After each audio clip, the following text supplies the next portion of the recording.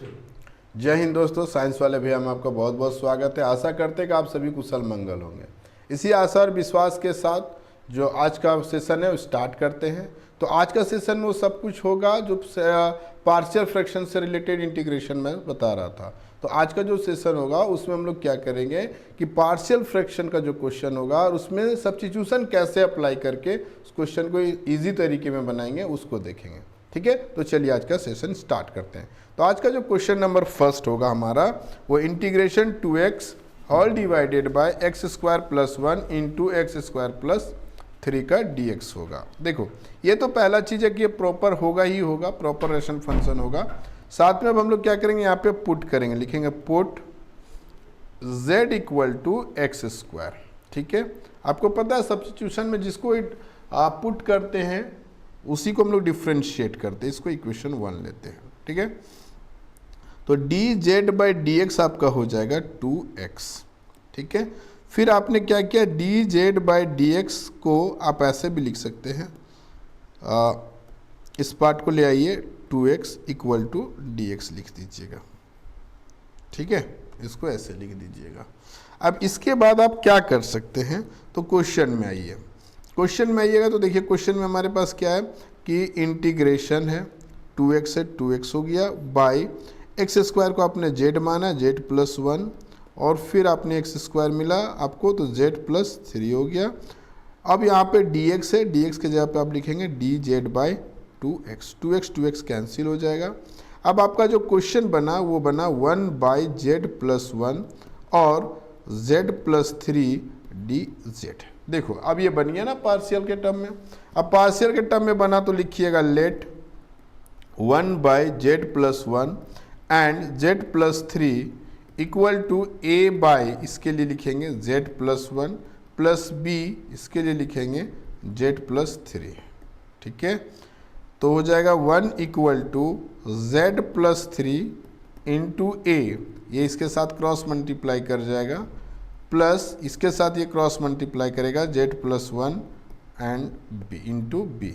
इसका भी डिनोमिनेटर, इसका डिनोमिनेटर हटा दिए, इसको इक्वेशन नंबर 2 ले लिए, क्योंकि ऑलरेडी इक्वेशन नंबर 1 हम सब्स्टिट्यूशन मेथड यूज कर रहे थे इसलिए ले रखे थे। ठीक है, अब देखो again put z plus 1 equal to 0, तो z equal to -1 in equation number 2।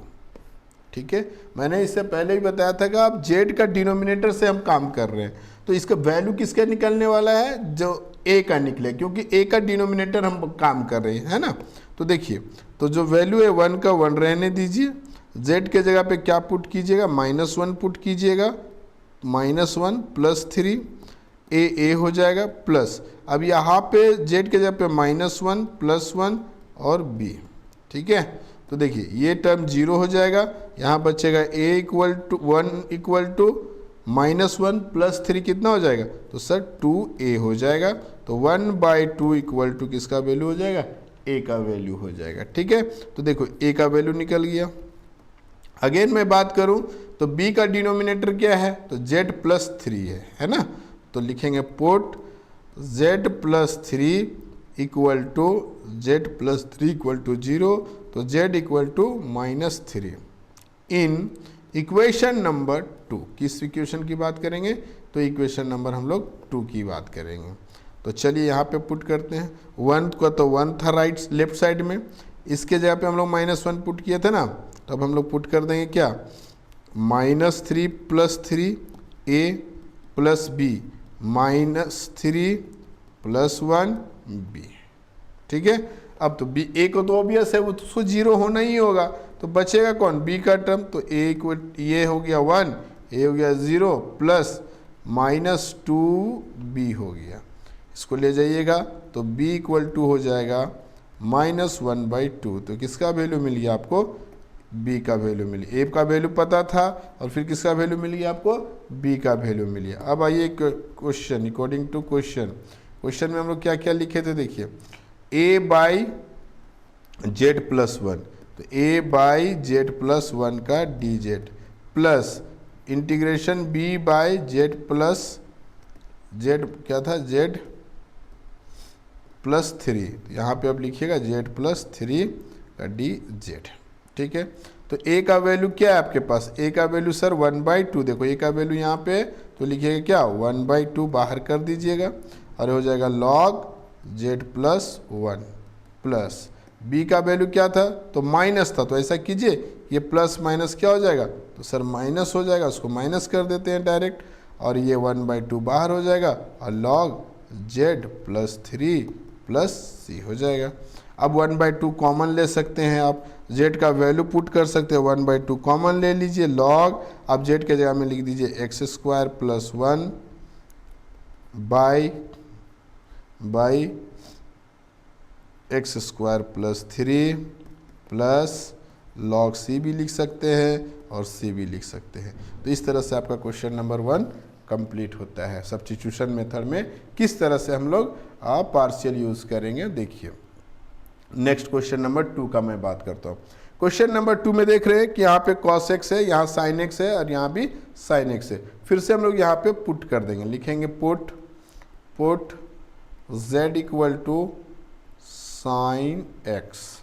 ठीक है, तो क्या हो जाएगा d z by d x equal to sine का डिफ्रेंशिएशन क्या हो जाएगा cos x। ठीक है, तो यहाँ पे लिखे d z by cos x equal to d x. ठीक है, अब इंटीग्रेशन आइएगा, यहाँ लिखिएगा cos x बाई 1 plus z into 2 plus z, d x के जगह में लिखिएगा d z by cos x, ये दोनों कैंसिल हो जाएगा। अब आपके पास फिर से क्या मिला सर, तो मेरे को मिला 1/1 plus z into 2 plus z और डी जेड। ठीक, क्वेश्चन का पैटर्न सेम हो जा रहा है, हो रहा है ना, तो अब फिर से इसको पार्शियल यूज़ कीजिएगा, तो लिखेंगे लेट 1/1 प्लस जेड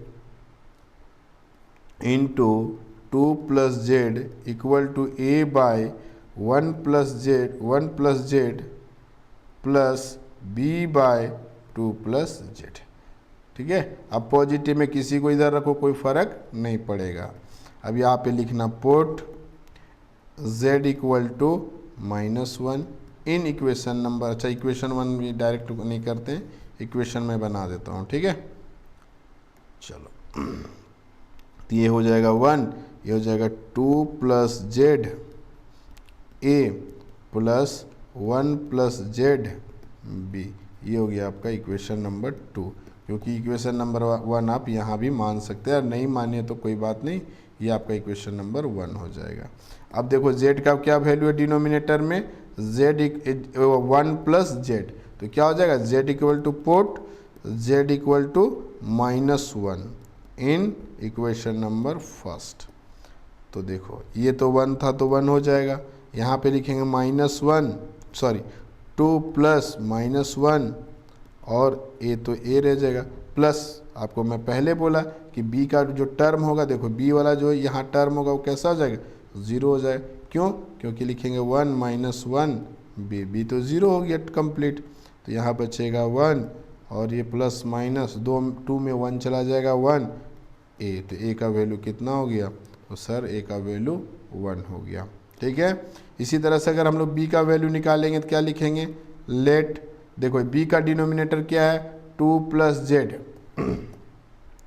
तो z प्लस 2 इक्वल टू अगर 0 कर देंगे तो z इक्वल टू कितना हो जाएगा -2 इन इक्वेशन नंबर फर्स्ट। ठीक है, तो लेफ्ट साइड में 1 था तो कुछ नहीं फर्क पड़ा। अब देखो b का वैल्यू निकलेगा, a का वैल्यू कैसा हो जाएगा 0 हो जाएगा। देखो यहाँ पे लिखेंगे क्या, तो 2 - 2 a हो गया, प्लस यहाँ पे क्या लिखेंगे 1 - 2 और b लिखेंगे। ठीक है, तो ये टर्म्स क्या हो जाएगा 0 हो जाएगा, यहाँ पे आ जाएगा 1 इक्वल टू माइनस b, तो b इक्वल टू हो जाएगा -1 हो जाएगा। ठीक है, a और b का वैल्यू मिल गया, अगर c रहता तो हम लोग को c का भी वैल्यू मिल जाता। क्लियर। अब हम लोग ऐसे करने के बाद हम लोग क्या कर सकते हैं देन कि सर इसके बाद हम लोग क्या करेंगे, फिर लिखेंगे अकॉर्डिंग टू क्वेश्चन लिखेंगे। अब अकॉर्डिंग टू क्वेश्चन जाएंगे तो अकॉर्डिंग टू क्वेश्चन में हमारे पास क्या लेके बैठे हुए a बाई, तो सर a का a integration a by 1 plus z का d z plus b by 2 plus z का डी जेड। ठीक है, ये जेड है। चलिए, अब ए का वैल्यू 1 था तो 1/1 प्लस जेड डी जेड हो गया, प्लस माइनस तो -1 कर दीजिएगा और 1/2 प्लस जेड का डी जेड कर दीजिएगा। ठीक है, तो ये हो जाएगा log 1 plus z minus log 2 plus z plus c. अब जेड का मतलब क्या हो गया, तो लिखिएगा log 1 प्लस जेड किसको एज्यूम किए थे, माने थे। देखिए, तो जेड बराबर हमारे पास कुछ वैल्यू था, देखो जेड बराबर साइन एक्स था, है ना। देखिए, तो अब हम लोग यहाँ पे लिख देंगे साइन एक्स, ठीक, प्लस यहाँ लिखिएगा log 2 plus sine x plus c. ठीक है, ये आपका क्वेश्चन नंबर 2 का आंसर है। यहाँ पे आप कंफ्यूज नहीं कीजिएगा, यहाँ जो मैंने वैल्यू लिया है आप यहाँ पे P मान के भी ले सकते हैं, कोई दिक्कत नहीं है। ठीक है, बस कन्फ्यूजन नहीं होना चाहिए। सेम क्वेश्चन नंबर 3 है। क्वेश्चन नंबर 3 क्या है, अब यहाँ पे आप क्या पुट करेंगे, पुट मान लो t इक्वल टू मान लोगे तो कोई दिक्कत नहीं है, तो क्या हो जाएगा tan x, तो क्या होगा dt/dx इक्वल टू क्या होगा sec स्क्वायर x। ठीक है, तो dt/sec square x equal to dx। Clear, तो लिखिएगा integration sec square x by 2 plus t into 3 plus t into d t by sec square x. Sec square x sec square cancel हो गया और ये d t by 2 plus t into 3 plus t हो गया। ठीक है, अब फिर से ये पार्शियल हो गया। इस तरह का बहुत सारा क्वेश्चन बनाए हैं, आप इसको क्वेश्चन को खुद सॉल्व कीजिएगा, ये आपके लिए होमवर्क हो जाएगा। नेक्स्ट में क्वेश्चन नंबर 4 की बात करता हूँ। क्वेश्चन नंबर 4 क्या कहता है, 4 कहता है कि सर साइन 2x है, इसको भी सिंप्लीफाई करके मैं दिखाता हूँ। ठीक है, तो इंटीग्रेशन साइन 2x को लिख सकते हैं 2 sine x into cos x by 1 plus sine x into 2 plus sine x. Same question है, थोड़ा सा चेंजेस हुआ है। लिखेंगे put z equal to sine x, तो d z by d x equal to cos x, तो d z by cos x हो जाएगा, cross multiply cos x equal to d x. चलिए, इंटीग्रेशन 2 साइन को क्या माने भाई, तो z माने, तो सर ये z हो गया, into cos x by 1 plus z और 2 प्लस z, ये z है। ठीक है, इंटू डी एक्स को आप क्या लिखे, d z by cos x cancel हो जाएगा, तो हो जाएगा 2 बार हो जाएगा z by 1 plus z and 2 plus z D Z हो जाएगा। ठीक है, उसके बाद इसको बनाने का तरीका वैसे ही होगा, 2 बार कर दीजिएगा, या 2 नहीं बार करना चाहते तो मत कीजिए। लिखिएगा let 2z by 1 plus z and 2 plus z equal to a by 1 plus z plus b by 2 plus z. ठीक है, यहाँ हो जाएगा 2z equal to 2 plus z और a plus b by 1 plus z. ठीक है, ये इक्वेशन 1 हो जाएगा। अब इक्वेशन 1 होगा, फिर से बनाने का तरीका सेम हो जाएगा। क्लियर, तो बनाने का तरीका क्या हो जाएगा, सेम हो जाएगा। क्या लिखिएगा 1 प्लस जेड इक्वल टू 0, तो z इक्वल टू क्या होगा -1। अब a का वैल्यू ले रहे हैं तो b 0 हो जाएगा, यहाँ से a का वैल्यू निकालेंगे, फिर b का वैल्यू निकालेंगे, फिर इस प्रॉपर्टी में लाके पुट कर देंगे। क्लियर, तो देखिए ये भी आपके लिए क्या हो गया, होमवर्क हो गया। सर इसमें क्या इंपॉर्टेंट था, तो इंपॉर्टेंट ये था साइन 2x का फॉर्मूला को ब्रेक करना। ठीक है, नेक्स्ट मैं क्वेश्चन नंबर 5 को बता रहा हूँ। क्वेश्चन नंबर 5 भी सेम टाइप का क्वेश्चन है, थोड़ा सा ध्यान दीजिएगा, ये भी बन जाएगा। क्या करना है आपको, पुट कर देना है, पुट देखो पुट z इक्वल टू, देखो कंप्लीट ऐसा नहीं कि मैं इसको कंप्लीट सॉल्व नहीं कर सकता था।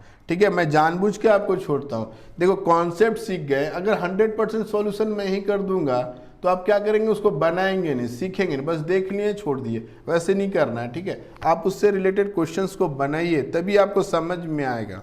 ठीक है, क्योंकि मैथ रटने का चीज़ नहीं ना है, तो आपको करना ही पड़ेगा। तो z इक्वल टू क्या होगा, log x। Complete solution, complete solution करने से आप सीखेंगे नहीं। ठीक है, तो सीखना है तो थोड़ा सा काम करना पड़ेगा। चलिए इसको फिर dz by d x equal to क्या लिखिएगा, 1/x लिखिएगा।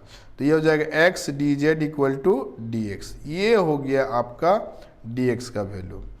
लिखिएगा 2 log x को आपने z माना था, z by x 2z square minus z minus 3 into D x था, तो डी एक्स के जगह पे x इंटू डी जेड। अब देखो x x कट गया, ठीक है, x x कैंसिल हो गया, तो आपके पास क्या बचा, तो 2z by 2z square minus z minus 3dz।